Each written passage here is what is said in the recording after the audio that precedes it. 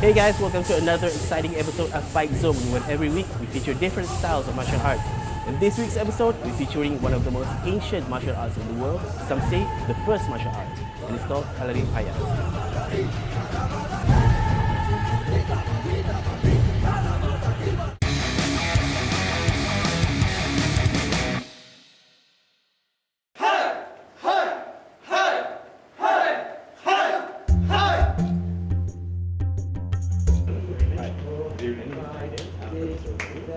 We do mention the fight zone. It's about martial arts, so we hope that you will Okay, that's not a problem, but let me know a bit about your experience so that how to accommodate you. Because in Kalari, you need to have a certain threshold of pain. You try to minimize the pain, but if you've got some other martial arts experience, that'll be good. Okay? That's what's happening now is your basic training. Like to join that? Maybe you've got some clothes. Yeah, I got it. Okay, maybe you should dress up and come and join that. Okay, thank you so much. All right.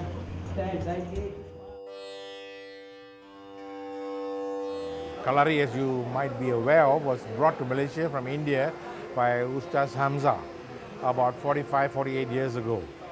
And it's been thriving here. This is the only club today in the whole of Malaysia.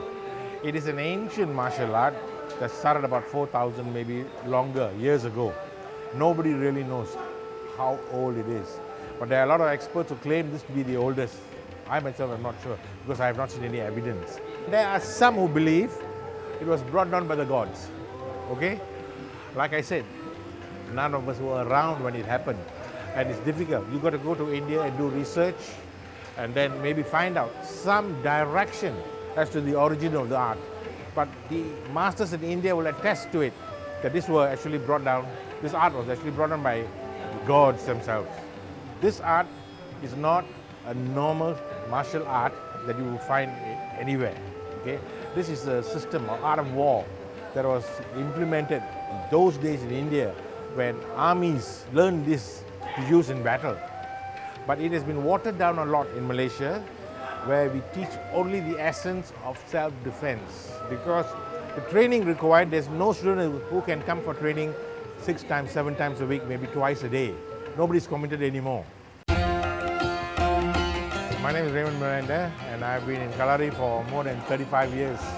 In Kalari Payat, we encompass a bit of yoga, gymnastics, and in fact the masters also practice a bit of Ayurveda, the massage and medicine system, because to treat students who have small injuries. Yeah, okay? We have the 3 major categories of techniques, that is the locks, the blows and the throws. This excludes a whole range of 18 styles of weapons, some of which you might have seen, okay? It's not really practical. We use to train with this as a purpose of identity, the heritage of these weapons, okay? We've been using it, they've been using it in fact for so many years, and we do it. It's not practical to carry a weapon like this, like the urmi which you have tried yourself. You know, it is a weapon which is really dangerous, but yet not practical in today's environment. We do it just as part of a historical thing. What do you call it? Part to complete what little bit of the art that we know, to complete that art. We encompass these traditional weapons. My name is Muhammad Rizwan bin Abdul Rahman. I've been learning for the past 11 years. First of all, I have learned karate during my studies in university.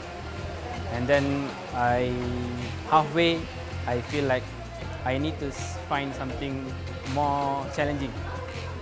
And then, in fact, my father was head master here, Kalari Payat, Master Abdul Rahman. He insists us to train, but I feel like, what is Kalari Payat? And then I said, I don't want to learn, Papa. I see what is Kalari Payat. I don't want to wear like this. And then I said, I need to do so many challenging activities. And I said, I refused so many times. And then father said, you try and come to see first.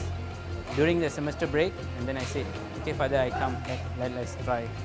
And then when I try, first of all, I cried a lot when I back to home. So I said, so painful, and then I cried to my mother. Said, I don't want to go again the training. But somehow or other, my father keep on saying, you train and then you will feel the strong within yourself, inner yourself, once you go along with this martial art.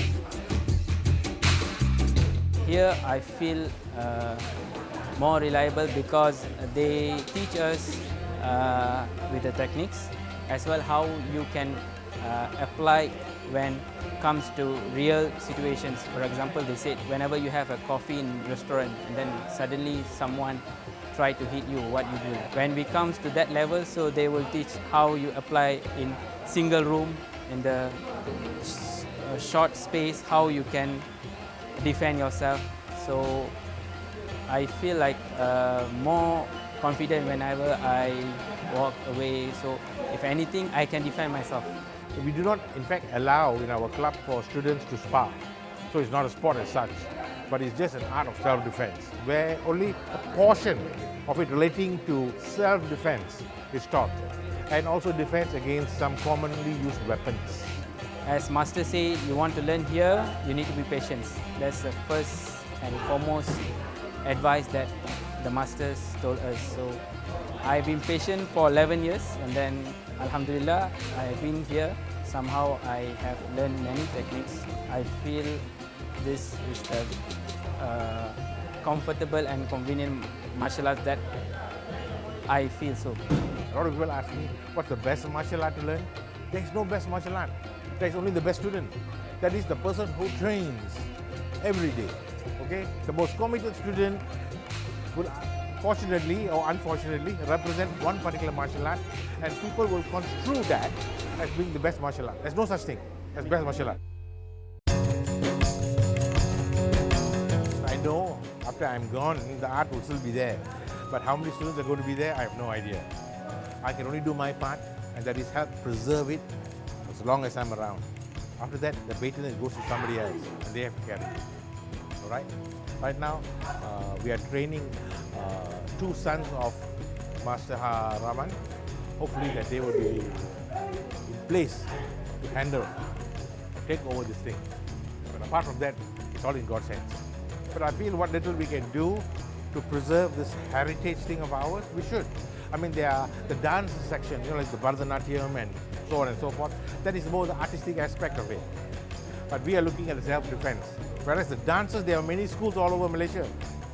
The martial art has only got one school. So I think we have to, you know, help it survive for the future, you know.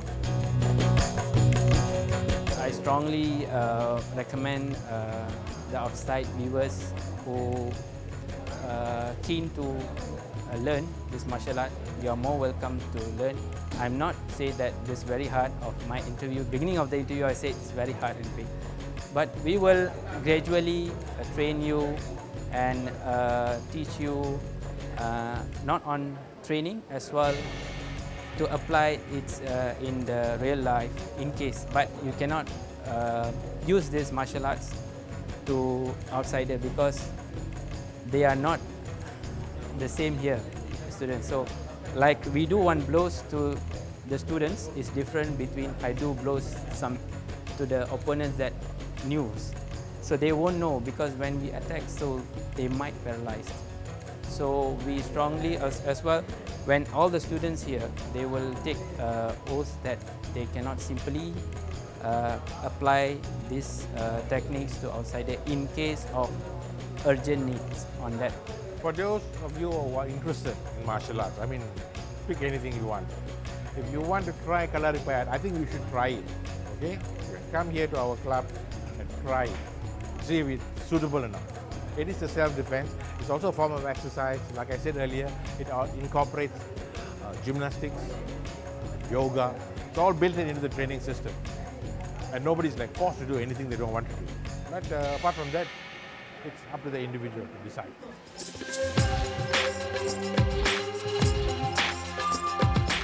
Now from our group of techniques for locks and blows, we are going to demonstrate a blow that is called Malabar slap. It is how to defend yourself in the event somebody attempts to slap you. Okay? I will take you step by step. Thank you. Now, Nava is going to attempt to slap me. Okay? Hey! The first thing we do is we must not let the hand reach us. We must counter it. Without countering it, it's got no purpose to do the technique. Once we have countered, we release our own hand that is closed. Okay? Picking up speed as we go along to impact on the ears. Alright?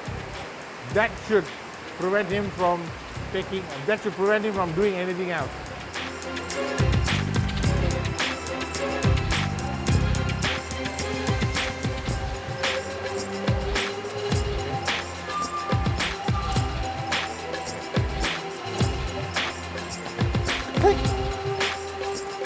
Eugene is going to attack me, and I'm going to use a lock to prevent him from attacking me.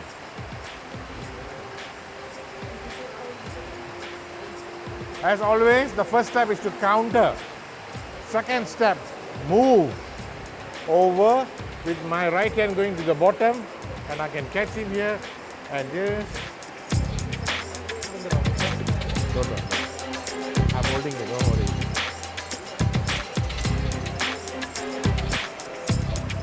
Okay?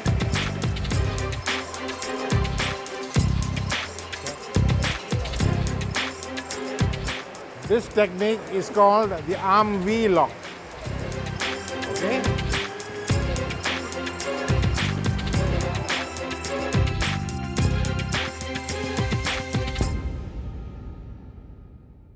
Okay, that's it for this week's episode of Fight Zone. Hope to see you again next week. Bye.